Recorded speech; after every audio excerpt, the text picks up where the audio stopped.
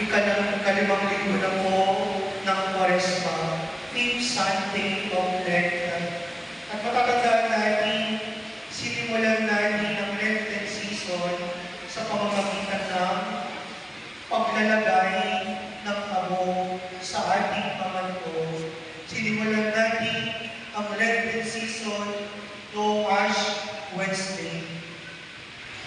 33 days na po nakakaraan at may tatlong bagay tayo dapat sundin na ginagawa natin ngayong Lenten season.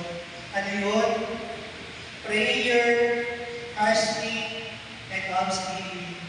Natatandaan pa ba natin ito? Sinusunod pa ba natin ito? That during this Lenten season, we have to pray deeper, mag-fasting, and abstinence, and almsgiving. Ang panahon ng Kwaresma ay panahon ng pagsasacrifice o sakripisyo, pero hindi